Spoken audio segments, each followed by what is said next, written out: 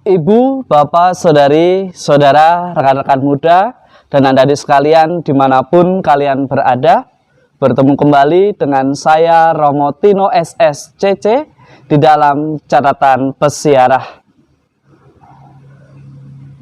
Berjalannya waktu tidak pernah bisa dihentikan, tetapi kita bisa mengubah mau seperti apa masa depan kita dengan mengevaluasi lembaran yang telah berlalu dan mengisi lembaran baru dengan makna yang baru, yakni dengan hidup yang seturut dengan roh kebenaran yang Tuhan berikan untuk menghibur kita dan mendampingi kita di dalam persiarahan hidup kita.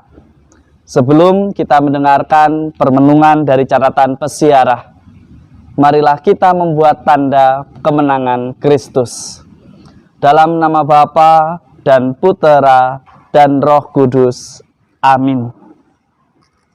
Allah yang Maha Kuasa, semoga kami bersorak-sorai karena sukacita yang suci dan dengan gembira mengucap syukur. Sebab dalam diri Kristus yang naik ke surga, kami ditinggikan. Dan sebagai anggota tubuhnya, kami pun berharap akan turut serta dalam kemuliaan Kristus sebagai kepala gereja. Demi Kristus pengantara kami. Amin. Ibu, Bapak, Saudari, Saudara, rekan-rekan muda, dan adik-adik sekalian yang terkasih. Kisah-kisah setelah wafat Kristus ditulis kembali di dalam terang kebangkitan. Hari raya kenaikan Tuhan bukanlah menandakan sebuah akhir dari sebuah perjuangan orang beriman. Kita diingatkan kembali ketika kita ditinggalkan oleh Dia yang kita jadikan teladan, oleh Dia yang merupakan guru kita. Kita diajak untuk terus berjuang, terus menerus memperbaiki diri. Bukan kita justru menjadi tidak berkembang hanya karena kita merasa ada senior kita, merasa hanya karena ada pionir kita.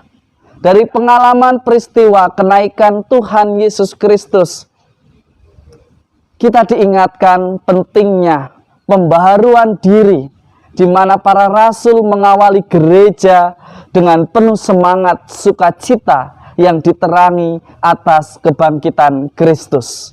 Iman mereka semakin diteguhkan, iman mereka semakin dikuatkan. Hendaknya kita pun demikian, mengisi lembaran baru kita dan menghadapi kotak-kotak kosong yang berisi mungkin pengkhianatan, yang berisi mungkin dukungan, yang berisi mungkin kebencian.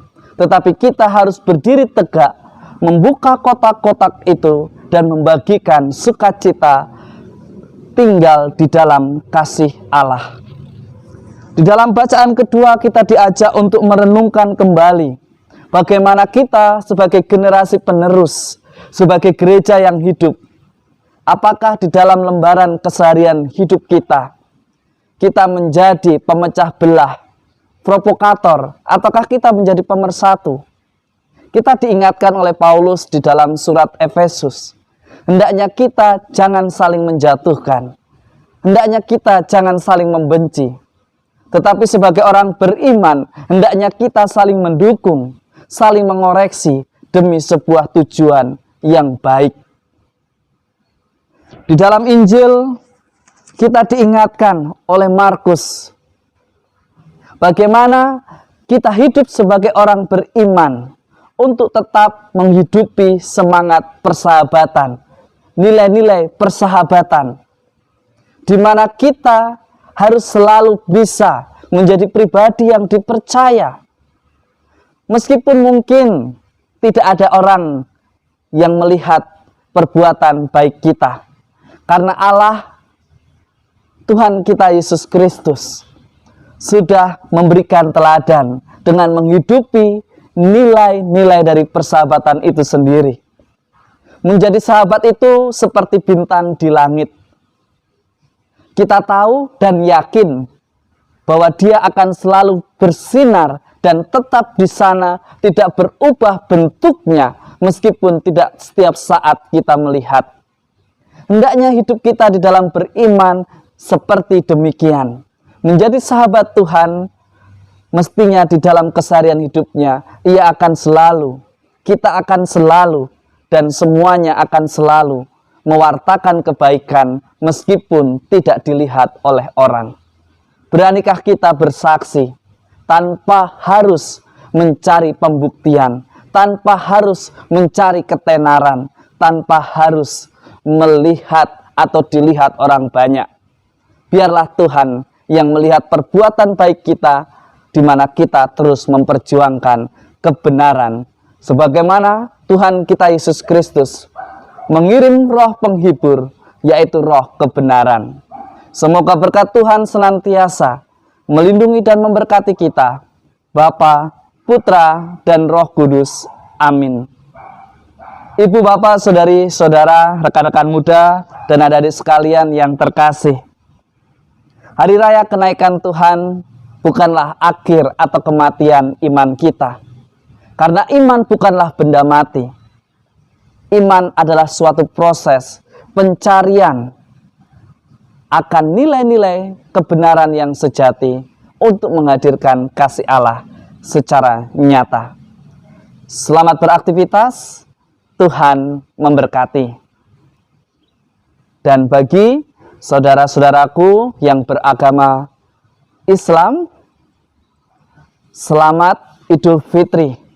Semoga semangat kelahiran baru menjadikan kalian semua di hari raya Idul Fitri ini untuk lahir kembali sebagai seorang muslimah muslimin sebagaimana dikehendaki Sang Pencipta. Semoga amal ibadah puasa kalian senantiasa berkenan kepada Tuhan Yang Maha Esa, dan kalian semua menjadi pribadi yang lahir kembali sebagaimana yang Tuhan kehendaki. Minal aidin wal faidin. Selamat menjadi manusia baru dan wartakanlah bahwa Islam itu indah. Mohon maaf lahir dan batin.